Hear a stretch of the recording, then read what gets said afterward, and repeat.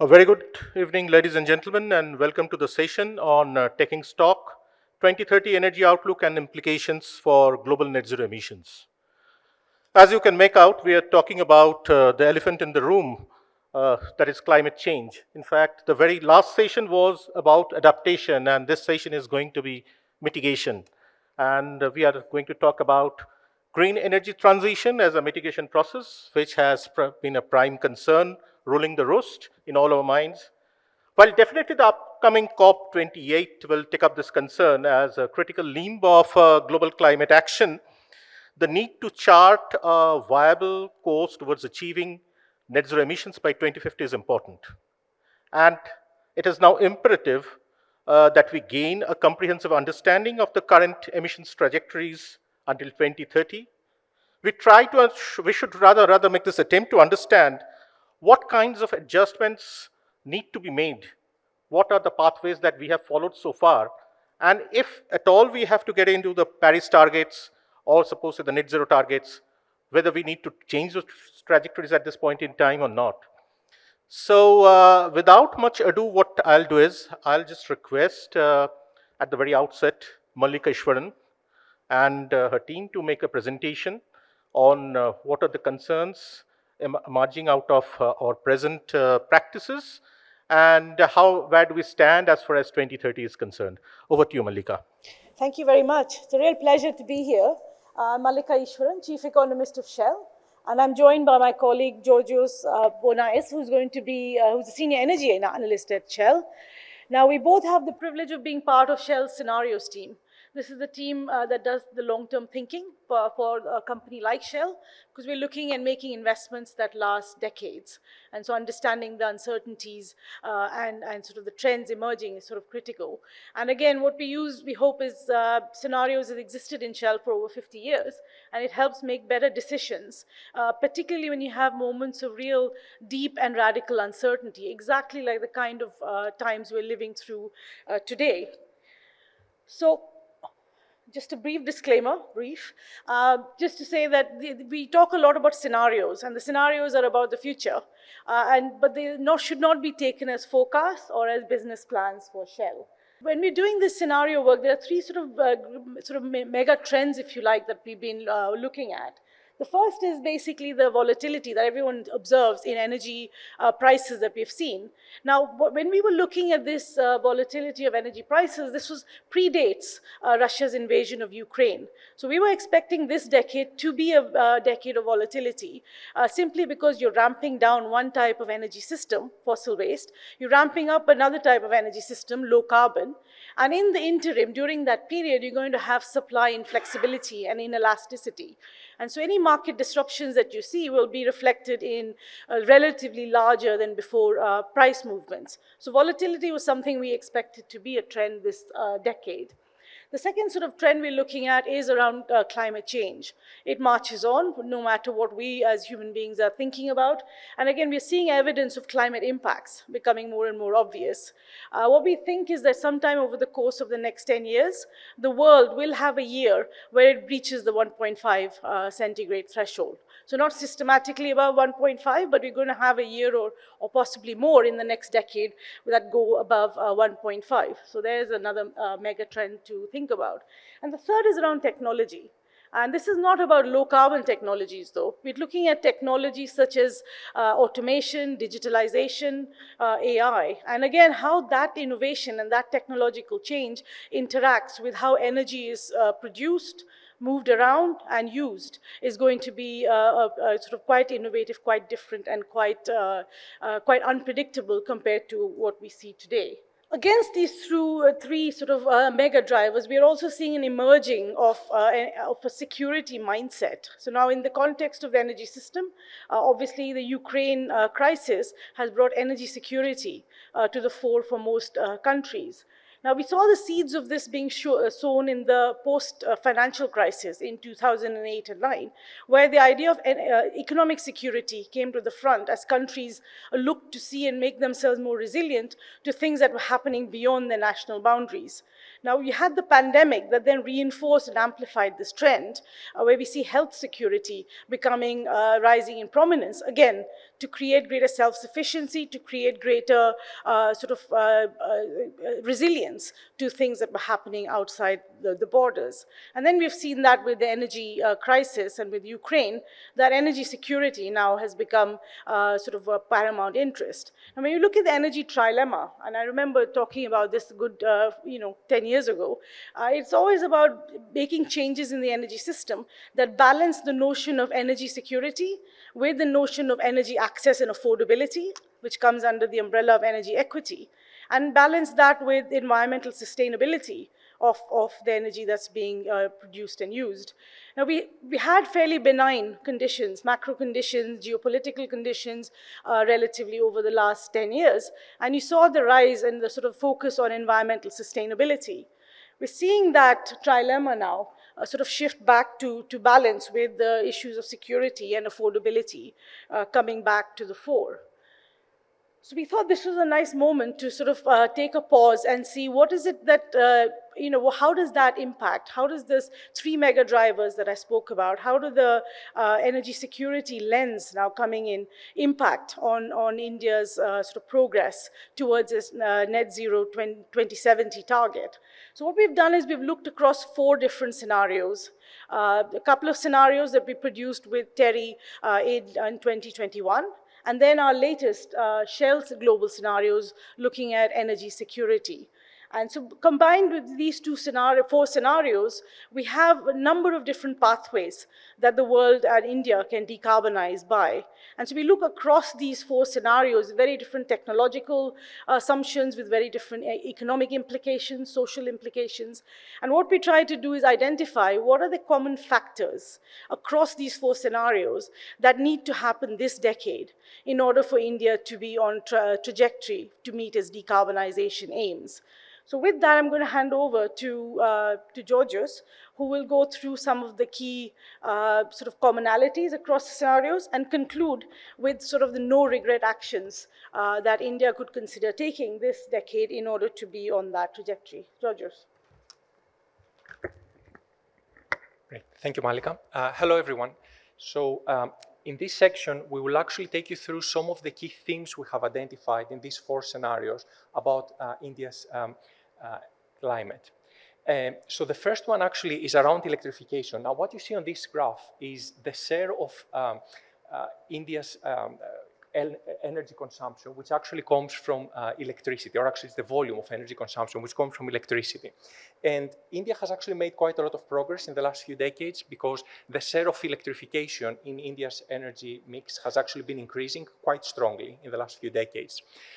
What we are seeing in our analysis is that in all of the scenarios, even if the scenarios are actually quite different to each other, this trend, the acceleration of electrification, will only actually become stronger in the future. So as you see in this graph, this is actually going up to 2050, but really the shaded area and the focus of our analysis has been more the 2020s. So what you see here is that in all of our scenarios, we are seeing that we have this acceleration of the trend of electrification, so that we're expecting that this decade, India's electricity system is going to double, or actually even more than double in some of the projections.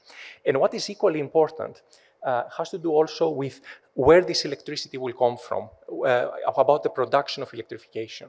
Now, the trend that we have observed in the last few decades is that the share of non-fossil electricity, so the electricity which is generated from non-fossil sources of energy, has actually been declining. And the main reason for that is that we have had an increase in the use of coal for power generation. But already we are seeing the first steps in a reversal of this trend in the last few years. And our analysis is actually showing that in this decade and in the coming decades as well, the reversal of this trend is actually also going to accelerate, which means that we will have more and more energy coming out of renewable sources. Now, this also comes with a few challenges as well, because if more of the power generation is coming from intermittent sources like solar and wind, this will also create the need for energy storage. So it will be very important already as of this decade, the 2020s, to make the right investments so that we can build the right infrastructure for energy storage. Now, having looked very briefly into the electrons, we also have a look now into the molecules of the energy system. And starting with the liquids. So again, we have two graphs here. The first one is about fossil liquids, which is mainly oil products, and then biofuels. Talking about oil, in the last few decades, the consumption of oil, demand for oil in the country has obviously been increasing as the country's economy has been growing.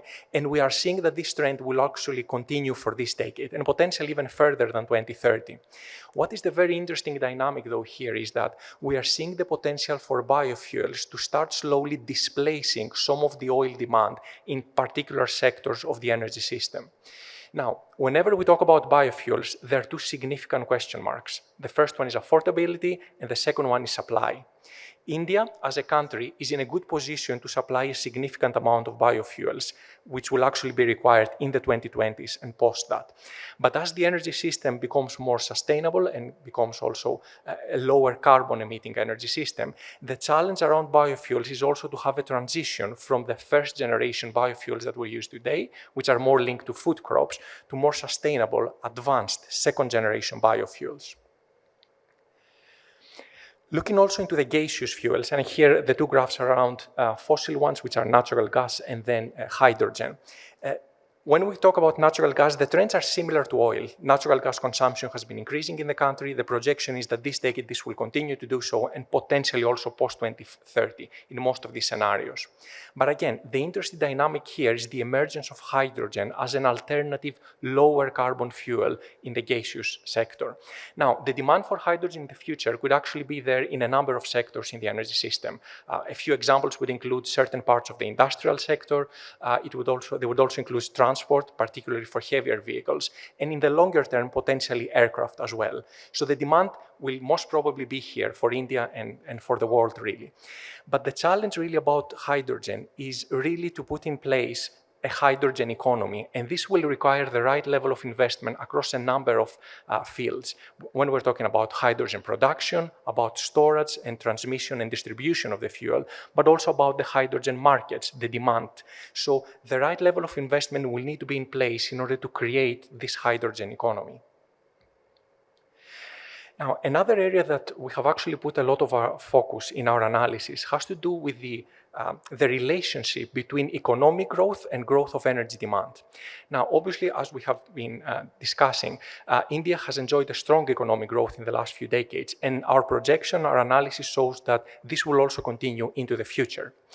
Now, usually when we have strong economic growth, this is accompanied by strong demand growth. But as the energy system becomes more efficient and as it's being electrified, the opportunity for India is that this strong economic growth will also come with a slower energy demand increase.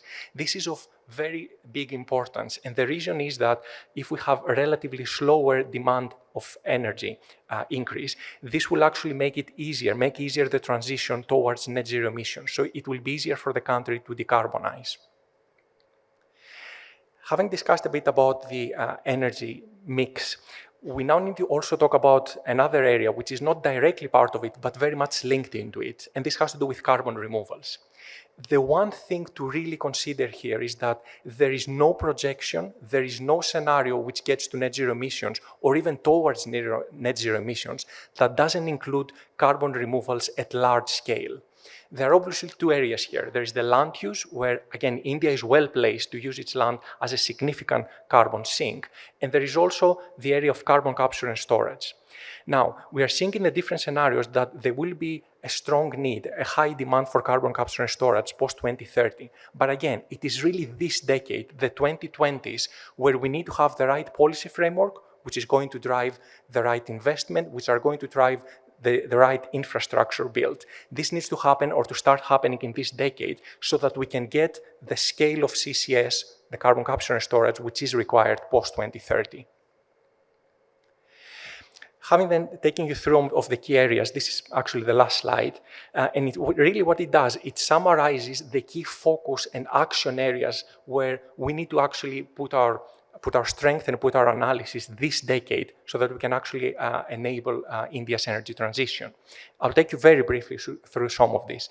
The first one has to do about how this economic growth that we are seeing about the country, how is it going to be delivered? Now, India has the opportunity to drive its future economic growth in a more sustainable way, given that now there are options, there are tools available which the energy transition is providing. A good example is the second point.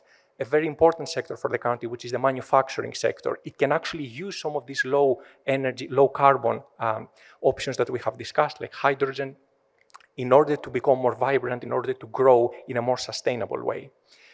We have also discussed about electricity quite a lot, and it's one of the major points of our analysis. Again, 2 points to consider on electricity. The first one, we will need a much bigger electricity grid to support this electrification.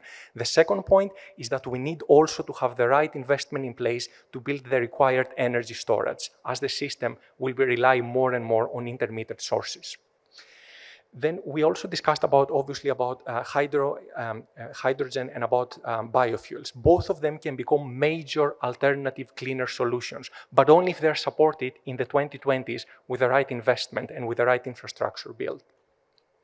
We also discussed quite a bit about carbon removals and the two areas of focus here, the land use, where again, as we said, India is really in a good place to use its land as a carbon sink, and also CCS, which will only help in the energy transition if the focus on it is placed already as of now, and is considered something that needs to be addressed in the 2020s and no later than that.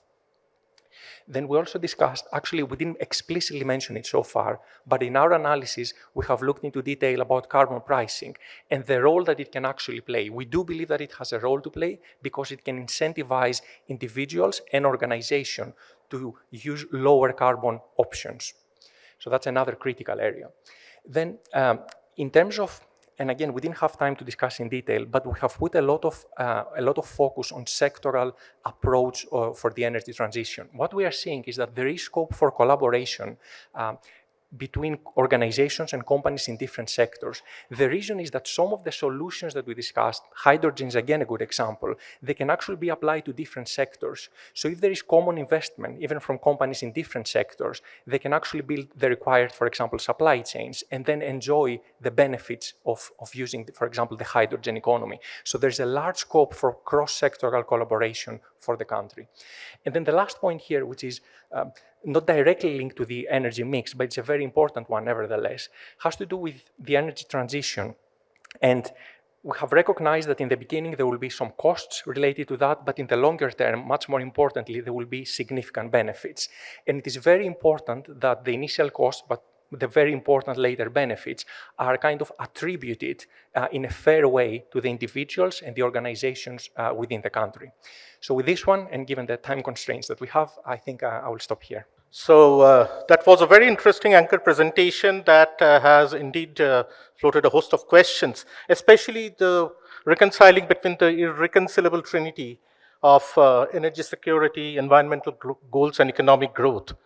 Now, there remain two driving questions in here which are coming to my mind after this presentation, that what does a globally just and inclusive transition entail for countries of the global south, which is extremely critical. Now, apart from that, what are the associated costs and benefits in a disaggregated mode for the global south and the global north under these various transition trajectories, more so because what global north is going to provide certain support to the global south. Now, to respond to these questions, I have this fabulous panel. This is a 1 hour session and we have 40 minutes left. Now, in fact, what I'd request the other panelists, starting from Matthias, to intervene for around 5 to 6 minutes on the basis of this anchor presentation on these two driving questions or suppose say associated questions that you feel that should be addressed in this context. So, Paul, it's over to you. Sorry, Matthias, it's over to you. Thank you. Yeah, I'll be brief, and I hope that we'll have plenty of time for interesting conversation with the audience. Well, thank you very much, first of all, for this interesting presentation. And one of the things I like about scenario planning or scenario development is that since you have many scenarios, there's usually some that are brighter and others that are less so. So you can choose the one that suits you best. So in the sense, you hope for the best one and you prepare for the worst. And that is good because it leaves a little bit more room for optimism. Now, let me tell you, I work for a business school, so I look at things primarily through the lens of business because those are the actors that we interact with primarily. I'm also a political scientist, so those are the two lenses through which I look at these issues. And when I prepared for this panel and I thought, what can I contribute, what can I tell the audience, I got a bit gloomy. And that did not bode well because, of course, I think we need to have some degree of optimism. So what I think we see is a very, very diverse picture when it comes to emerging and developing countries. There are some that are making a lot of progress. India is one of them, very ambitious programs. On the other hand, still using a lot of fossil fuels. We just had Brazil announce a very ambitious new program. You might have read about this for a green transition. And then there are other countries, such as China, if you want to still call it an emerging economy, that are dragging in their heels. We have other big players, such as the US, not an emerging country, but still a very important player also in terms of pollution. That is, I wouldn't say politically unstable, but there are elections coming up, and as you all know, those may change the big picture quite significantly. Now, when I look at it from the business angle, what we see right now is just over the past month or so, we've had a pretty unprecedented heat wave in large parts of the world. I live in Europe. We were affected by that, North America as well.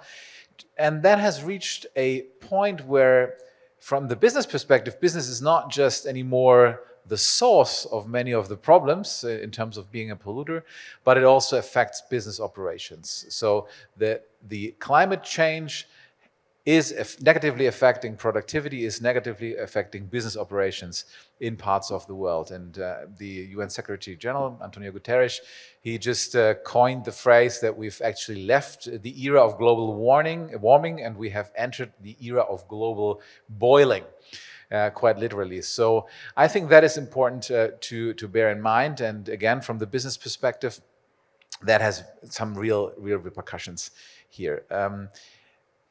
Where do we stand? I think I'm very curious to see what the global stockpile will come out of it, and what, in particular, what changes it will have in terms of the dynamics. So far, I'm rather pessimistic. We also had the G20 climate talks in Chennai last week that were not very successful, as far as I've heard. So I think we're still lacking the sense of urgency. And I found this pyramid interesting, the three elements: energy security, energy equity, and energy sustainability. And what happens, in my view, is that there is a clear hierarchy of urgency. And energy security is on top. We've seen that when the war broke out in Ukraine, and suddenly, especially in Europe. I live in Germany. Energy security was top of mind for everyone because we quite literally at one point thought we might be freezing the next winter. So that's kind of the top priority. Next comes energy equity, because that also has political repercussions. I mean, there's a lot of political pressure. If energy prices, for example, soar, and that affects business, of course, but also particular poorer parts of the population. And then there's sustainability, and there's always this thinking, well, we can put it off for another day or another month or another year because it's not that urgent. The threat is not that imminent. And I think, coming back to the heat wave that I mentioned, I think we're past that point. So we need to change that urgency and put sustainability on top. Now, whether we are able to do that or not is a completely different question, because it depends on geopolitical issues or turmoil happening. It depends on ideology. Yeah, I mean, let's face it, a lot of these discussions are driven by ideological debates in the US, in Europe.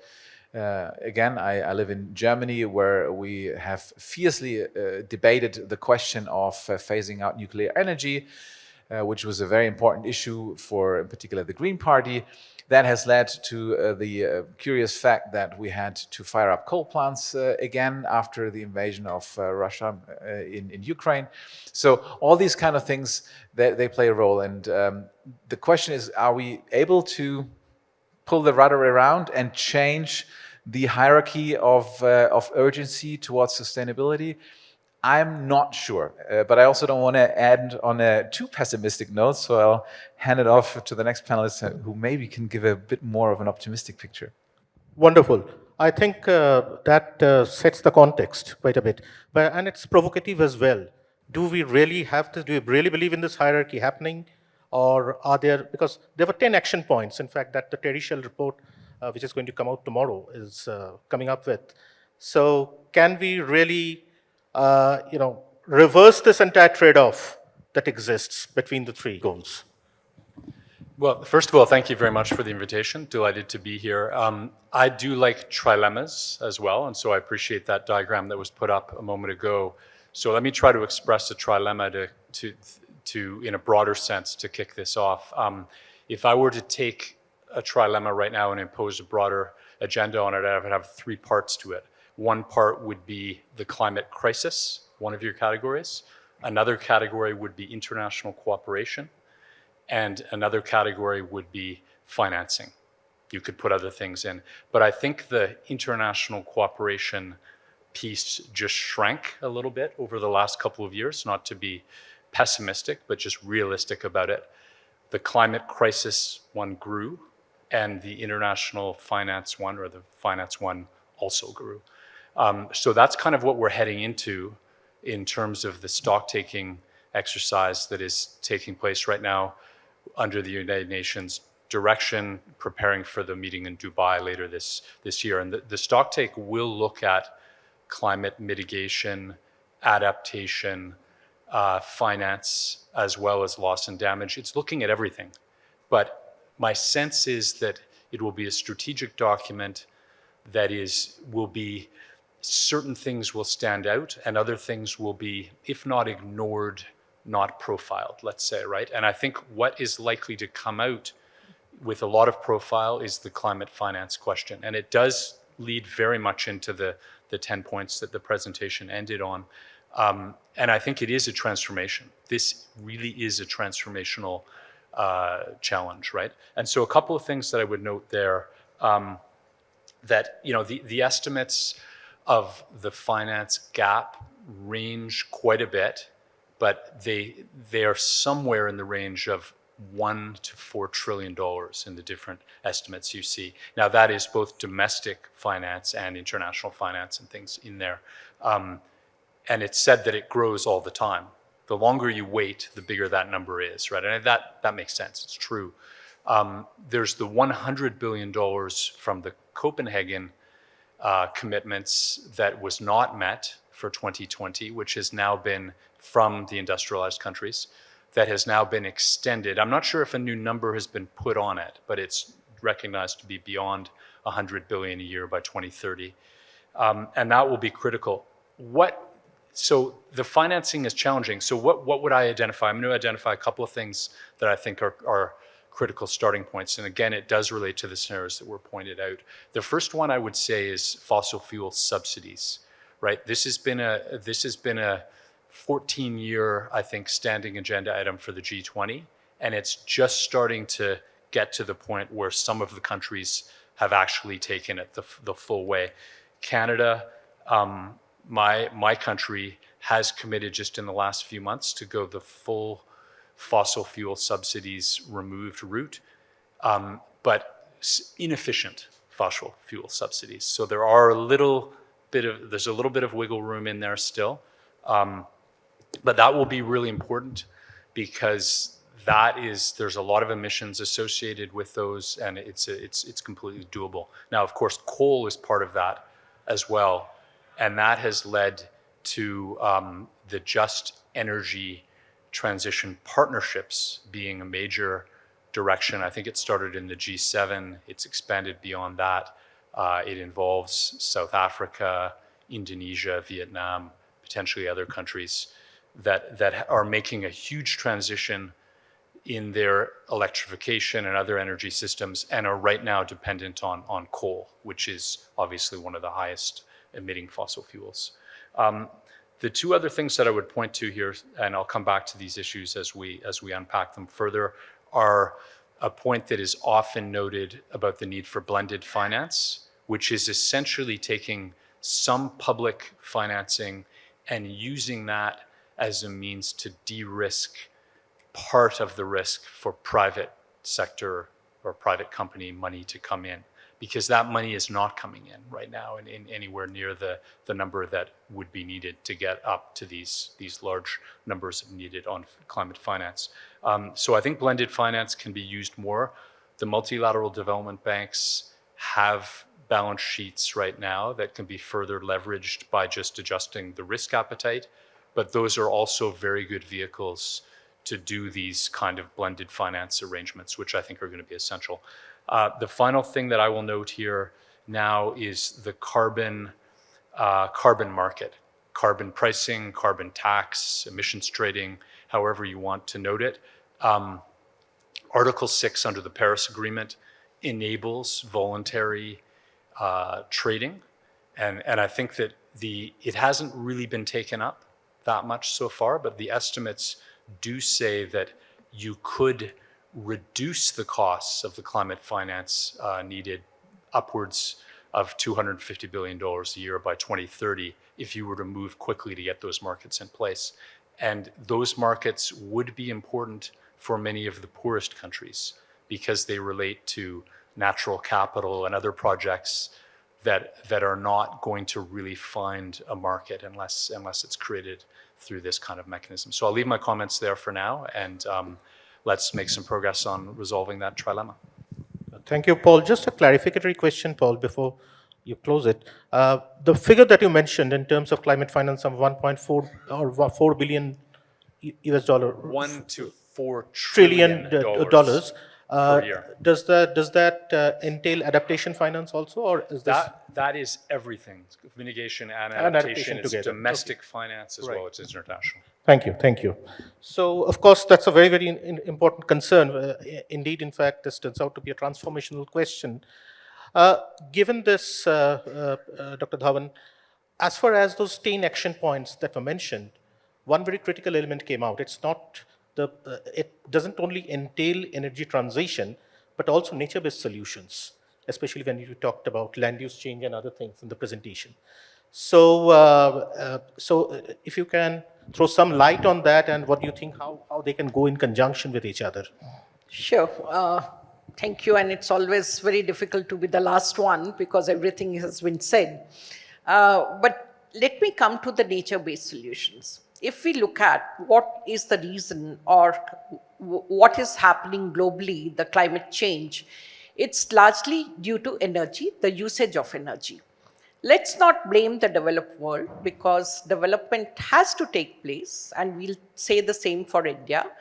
And whatever to the best of available technologies, whatever way we were generating energy, that was perfectly all right because the world has developed. Now, let's look into where are we today and what are we doing. We do have solutions today. We talk of solar rooftop, solar energy, and fortunately, India is blessed with so much of sun's energy. Let's look at our environment, the way the trees grow, the nature grows. And over there also, we have edge over many of the other countries. If we look at what are fossil fuels, ultimately they also came from the biomass. And it's only they were fossilized for so many years. So what we are looking today, can we use this biomass or the sun's energy for generation of energy immediately? That is what we talk about, and the Prime Minister's ambitious program, LIFE, again, basically it talks of how much are you consuming and how much are you generating in terms of energy. So that also becomes, because I always say every stakeholder is contributing to the changing climate, to the energy usage, and every stakeholder gets impacted due to his or her own actions. It's only that those who are perhaps socially disadvantageous sector of the society, they suffer most due to the changing climate. Our own plans, like when we talk of the developing carbon markets, we can really achieve a lot. We can plant many more trees, and that is one thing in which we are also involved. We are working with farmers, because ultimately question asked is, what is there for me? If I'm practicing cleaner practices, do I get any advantage? And let's ask ourselves, how many of us worry about the environment when it comes to using unleaded petrol? Many a times we take the decision otherwise, because we'll say, take the softer approach. One, if I do it, it's not going to make any difference, but collectively it will. So similarly, what we are intending to do as government and also as an institute, what we'll advocate is that let's go for a sort of markings, like can we even go for food that where we say it's sustainably produced? Because then farmer will get credits out of it. You tell them if they use energy, which is solar pumping of water, rather than a subsidy on the electricity for pumping water, the farmer will perhaps, or rather all of us will prefer that we should give money to the farmer, compensate the farmer if they follow green practices. Carbon credits like trees. If you grow trees, it's a win-win situation, because you are entering the carbon market, you only have to bring farmers together. Similarly, forest trees, the communities over there, they do have right to extract forest products, but how do they do it sustainably, and how the carbon fixation can be improved? It's also a myth to say that greener is expensive. And if you really do the analysis, what we require is a sort of capex, because people don't have capacity to invest initially. But if they are given a choice, everyone perhaps would like to go for green. And the message I would like to give is, no one is asking for subsidies. It's only soft loans. And after they are able to get electricity, cleaner electricity through solar or any other renewable, it pays for itself. After 3-4 years, it will be all savings. So that's another thing we should keep in mind. The other point I would like to mention is that while we are living in this era of intellectual property rights, and therefore licensing becomes a very strong word, we need to realize that we only have one planet to live in. We have seen during the time of COVID, none of us could go to any other place.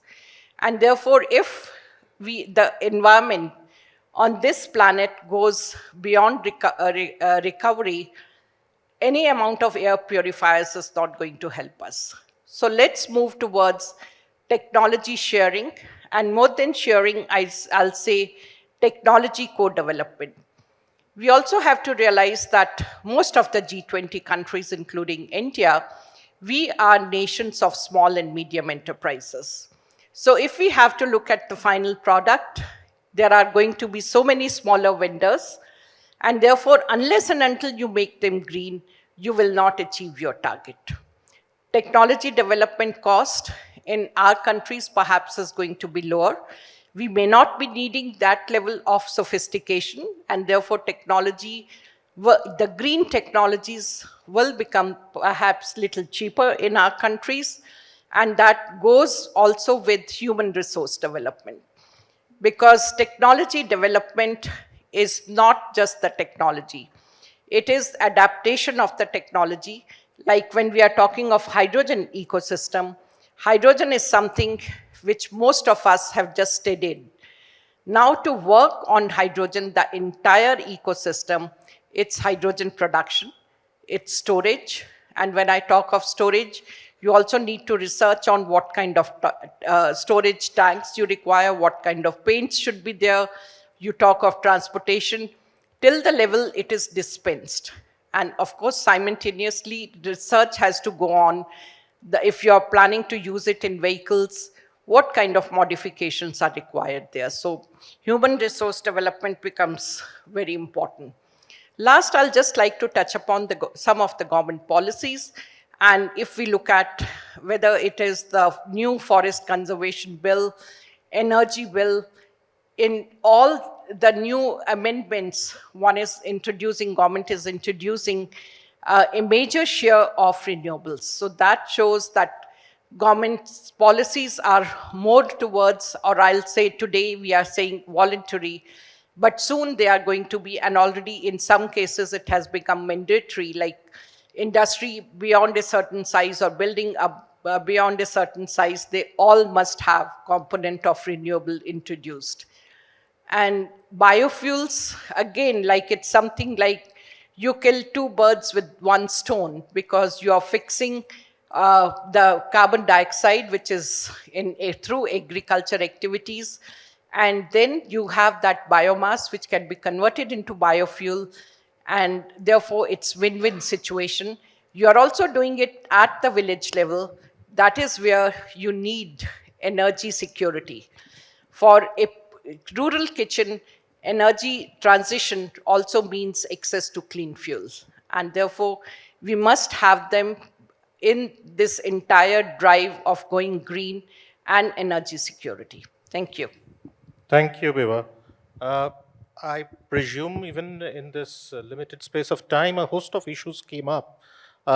Just based on that 10 or 12-minute presentation, we talked about the trinity, the triangular challenge, the hierarchy of priorities, well, markets, institutions, and finance, instruments. In fact, Paul talked about those practices, which Vibha was talking of, costs, benefits. And so how do we achieve what we intend to? So that remains an overarching question. Right now, we have exactly 12 minutes, 10 seconds left. So it's open to the floor. Yes, sir, Mr. Bhattacharya.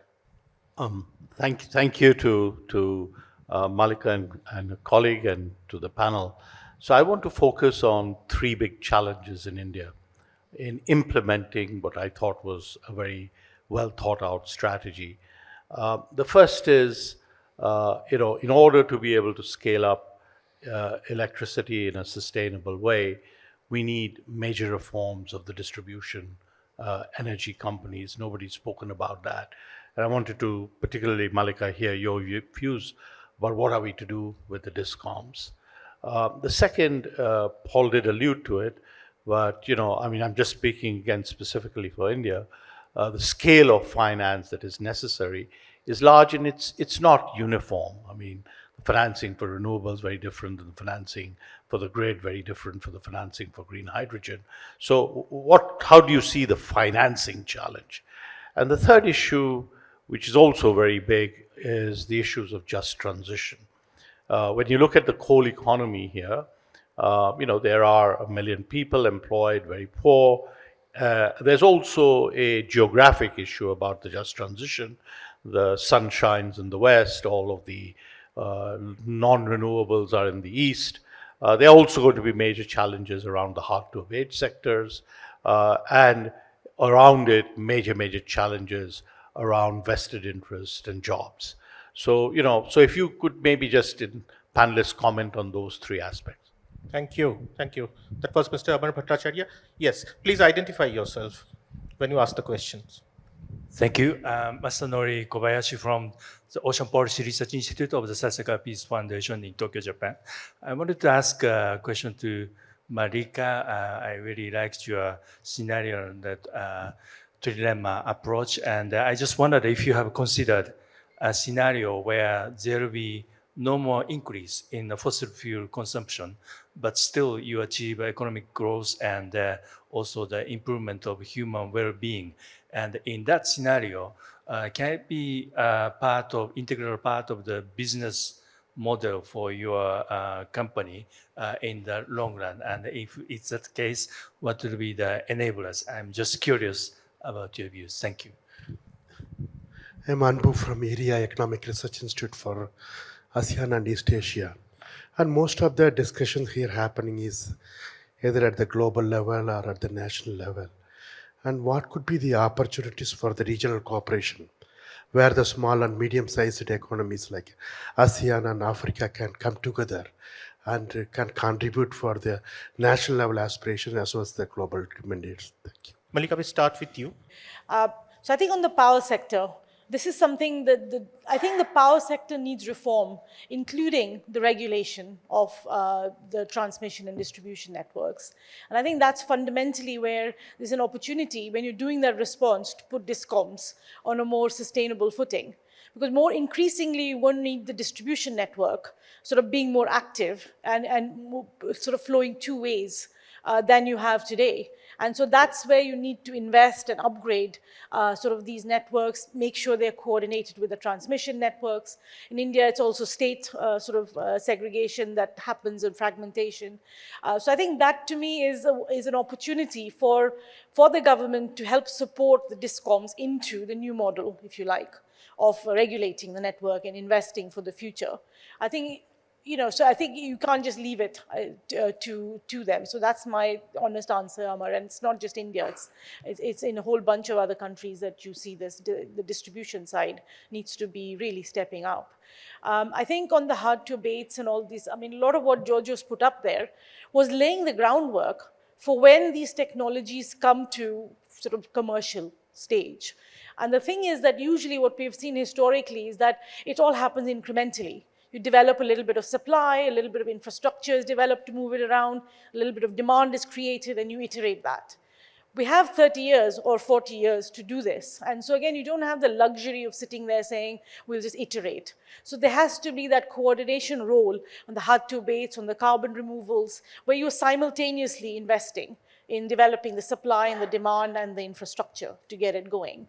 And I think there is also, if that wasn't hard enough for a policy side, you need to think about the just transition element, because I think there's so many, if you did it smartly, at least theoretically, you could provide a lot of sort of co-benefits to growth development in terms of where you locate new industries, where you find adjacencies to the existing industries, or you plan ahead so that the transition out of the coal jobs, for example, is made smoother. I mean, there might be redundancies, might be inevitable, but you need to plan that so you're able to manage it. So I think it's just a policy challenge of looking at the energy system, not in isolation, but as part of the whole sort of societal sort of transition, if you like.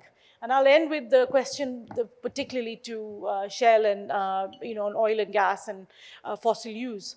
I think we're very much, our target is to be a net zero energy company by 2050. But we do also realize that it takes a while to build up the systems you need for new energy. So it's not just about investing a whole bunch of wind or solar. You need the wires that connect all that together. You need end use changing so that EVs become, or hydrogen-based vehicles become popular. So I think it takes a while for that transition to happen. And like we saw with Ukraine, you have, inevitably in this decade, you're going to have inflexible supply. So volatility in energy prices is almost a given, at least in my perspective. So you need to make sure that there's enough investment in the existing energy system so it's able to meet the need while you're building out the new energy system. So I always say it's not like if you take away $1 from oil and gas and you put one in new energy, that's equivalent. No, you need to take away one, you need to put 4 into the new energy system to build all the infrastructure. So I think that's how we're seeing the transition to net zero. Thank you, thank you. Matthias, to summarize in 1 minute, your thoughts? Yeah, I would like to take up this point of justice and equity, and I think that's absolutely right, but we have to make sure that we don't use it as an excuse. And my feeling is that often these things are used as an excuse, for example, to maintain subsidies. Paul mentioned that, and in fact, if you look around the world, a lot of these subsidies for fossil fuels, for example, they don't actually target the poor, or at least not predominantly. They benefit a lot of other people who are not necessarily need them. So I think we have to make sure that we find a system that addresses those issues, but without making that as an excuse for not doing anything. And I believe that the solution ultimately will have to go through the private sector. I think we can't rely on states. And what does the private sector need? Essentially a very stable and predictable framework of, for example, how a price for emissions is going to increase through a taxation scheme, through trading mechanisms and stuff like that. And then you can actually make a business case that will make it much easier for companies to see this not as a threat, but as an opportunity. Paul? Thank you. So 2 comments here. The first one on the just transition. I think this is fundamental, and it actually implies the need for a global carbon market. And let me explain why. And that is that you will get anomalies within countries or during certain circumstances where dirtier fuels may need to be employed. We just saw it in Europe, where green plans had to be put aside. You see this all the time in countries where in a remote part of the country, they need to burn dirtier energy or, for poverty reduction. It is very difficult to iron that out uniformly without some ability to offset it in some kind of global carbon market. So I think that's one of the reasons why that will be essential for a just transition. And then on the point that was mentioned around national or regional integration, I think this is a really important point, that there are, I think that is the mindset of some of the major proposals like the Bridgetown initiative, which would try to mobilize money from the International Monetary Fund and create trusts that I think would have that mindset, because the integration of such a transformation does require both the national and the regional integration. So I think I'm glad that point was mentioned. Vibha? Well, I'll just touch upon one point, and that is when we are talking of collaboration, South-South collaboration. That is extremely interested, and I'll put it this way, that all the countries, we all perhaps are working on small little projects, and I'll call it reinventing a broken wheel. We should all work together. It should be a mission mode kind of a program. If you're talking of energy transition, let there be one institute with few few experts, because in many of these fields, we are also short of human resource. So you have lots of doctoral, postdoctoral students with a mission that in next 5 years, that's where we want to be. Let's move away from the PhD-oriented research. And the other is, when we talk of public-private partnership, that is something to be taken up very seriously. You talk of difficult to abate sectors, not easy for one company to put in so much of money, but if we work at international level, the entire sector joined together, we will be able to find solutions. So let's think in that point as well. Thank you. Wonderful. So that is where we need to end today. I mean, we need concerted efforts, we need collaboration. As such, climate change is a complex problem, and complex problems don't have solutions.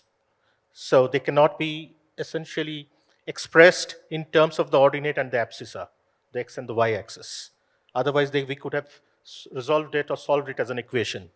So that essentially, you can take it up later on. We have to conclude right now. So, in fact, I'm getting extremely intrigued and interested with this Terry Shell report, because it addresses somehow it touches upon a particular nerve which makes me comfortable and uncomfortable at the very same time. So, more so because while it talks about energy transition, it also touches upon something very, very critical. It's that the problem is not entirely with energy transition. We cannot look at the solution only through energy transition. We have to look at nature-based solutions. We have to look at land use change more critically. So on the one hand, in fact, we will be talking about or look at green transition only through the lens of energy transition. And on the other hand, we go for extensive land use change, which essentially impedes the entire regulating service of the ecosystem in the form of carbon sequestration. Then the net result is going to be negative, possibly. So these are certain nuances which need to be kept in mind. Of course, the role of finance, institutions, the imperatives in terms of the goals that we set for ourselves, these are, and of course, the negotiation, the negotiated processes that we have to indulge in. These make things complex. Complexity is only going to increase over time. So I presume scenarios are very, very important. in order to understand those complexities. These are not projections, as you rightly mentioned, but at least they give us, or show us certain pathways on where we are moving towards in the coming future. So thanks to all the panelists for this wonderful session. I think that they deserve a big applause for coming up with very crisp recommendations.